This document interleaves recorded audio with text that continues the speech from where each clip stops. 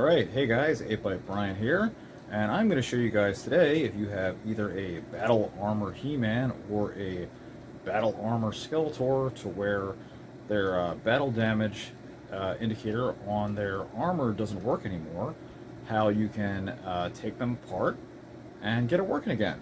So my Battle Armor He-Man, he hasn't been working so great for quite a while. Thankfully my Battle Armor Skeletor is working great. But my Battle Armor He-Man, he's kind of in surgery at the moment. That's why I'm showing Battle Armor Skeletor here. But anyway, I'll show you guys how to take that apart and how you can repair your Battle Armor Skeletor or Battle Armor He-Man. So stay tuned. Alright, so I have my Battle Armor He-Man already taken apart. You only need some basic tools for this, because usually it's just a broken peg that needs repairing. Sometimes it is a damaged spring, but usually it's just a peg. You're going to need a box cutter, preferably one with a safety guide on it. Just, be careful. It is dangerous, a little bit of a dangerous repair to do here. Some type of a smaller, kind of a sharper X-Acto knife always helps. I have two small flathead screwdrivers here. They're for some light prying. Some crazy glue. I happen to have Loctite here, but any type will do. And then, of course, your figure. Now, the first thing that you need to do, if you don't know, is to take off the arms and the head, and they will just pop, usually pop very cleanly off, but do be careful because you can break the pegs when you're doing this. So they'll just kind of pop off very gently off the sides, just pull up one a little bit, and they should pop off pretty cleanly. Same with the head, just give that a little bit of a tug, and that'll pop through the top portion of the neck there.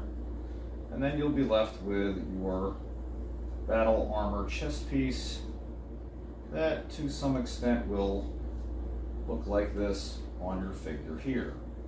Of course with the other battle piece in it, but just for demonstration purposes, what you're going to do is you're going to take your box cutter here, and one thing that I learned with this is a lot of people say to tap on these to get them to crack because they're cold.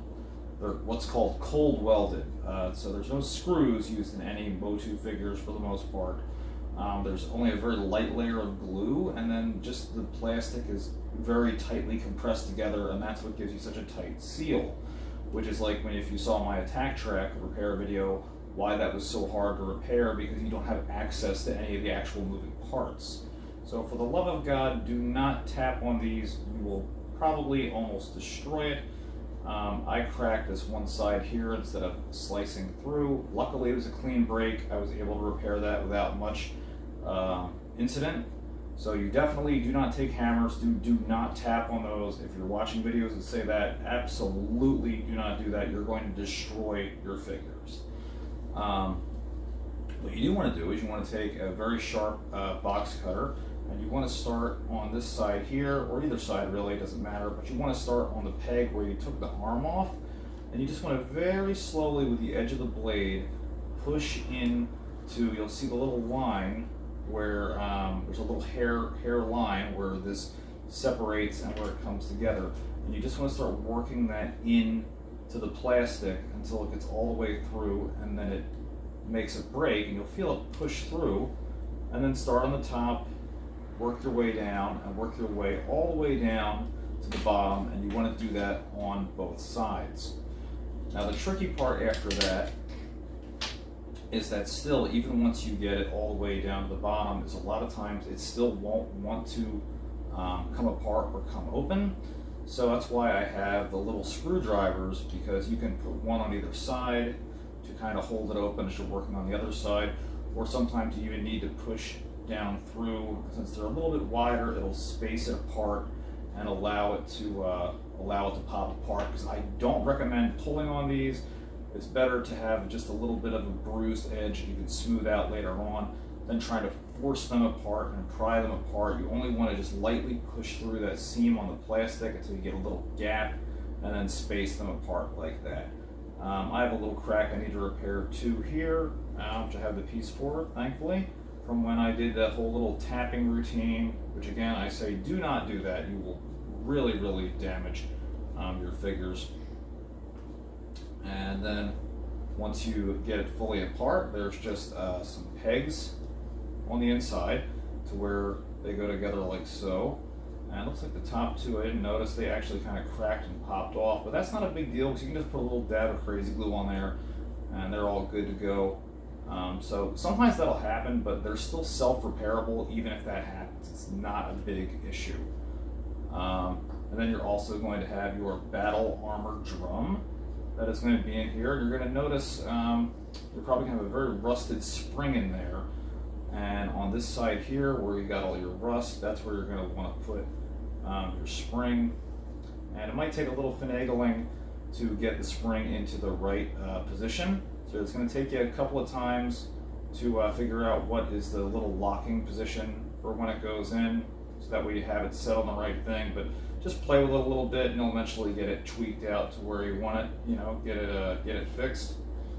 And then the main problem you're going to see on this, we're going to put the spring off to the side. You can lubricate that if you want. It really isn't going to make too big of a difference unless your figure is totally waterlogged. This is usually your problem. Hopefully it's still inside the figure and has not gotten lost over the years. But this is usually you have a little broken peg. I don't know how well you'll be able to see that.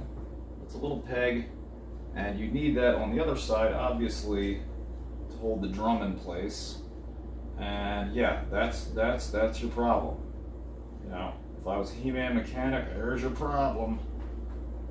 So it's a very simple little procedure. You just want to take some crazy glue and just put a tiny little dab on there, just enough for it to adhere, just enough to cover where you see the break.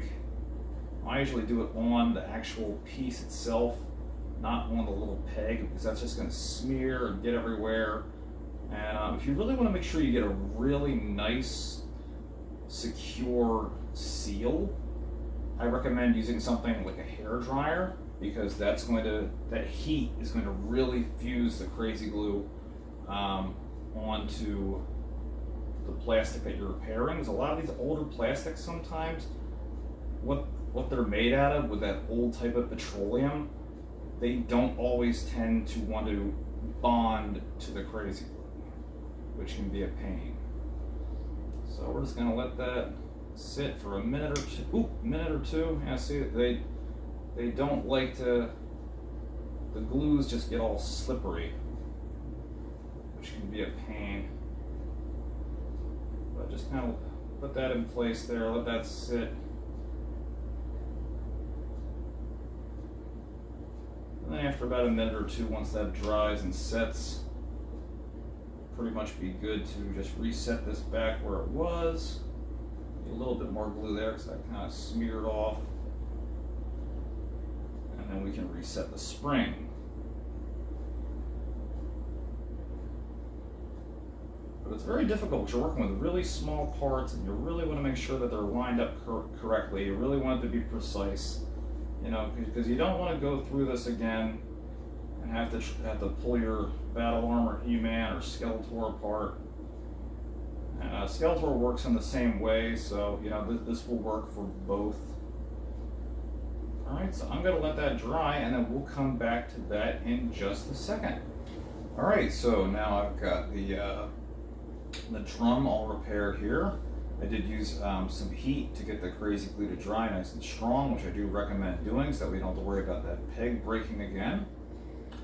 And I also went ahead and fixed the top part of his armor, so that little chip is now repaired and it looks pretty good. You can barely almost notice it. All right, and now we're going to put them back together. So the first thing you want to do is make sure that you have the drum oriented the correct way. And this, you're going to want to make sure that the long point on the H is facing down and the odd shaped peg to the right is going to be facing to the right when it is put back inside the armor, because that is where the side where the spring goes. So very important you get that facing the right way. You don't want to have this upside down or it's not going to work. And with the spring, you also want to make sure that when you put the spring in, that this little L on the back, that long piece, is facing towards the back, as well as the other short piece, which is going to be the catch that catches on the inside. So we just take that and we insert it like so. There we are.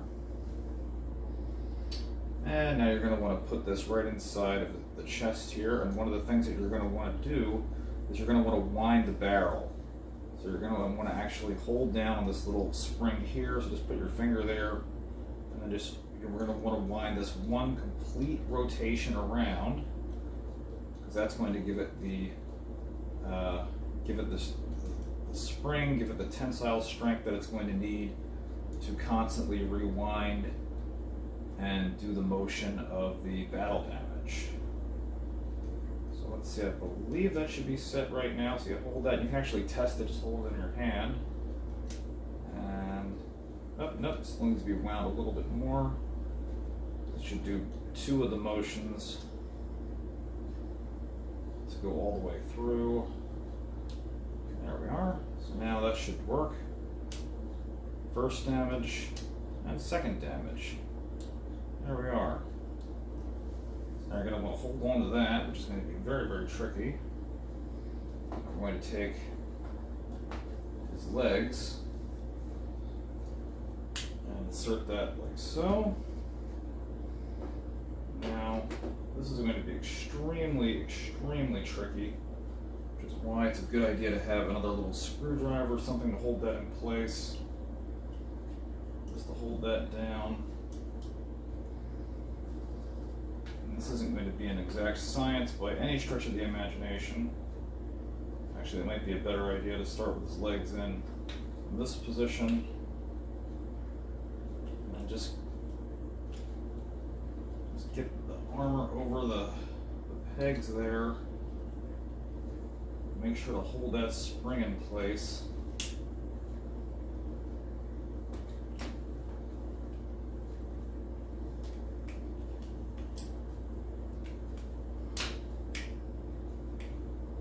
And give it a little test.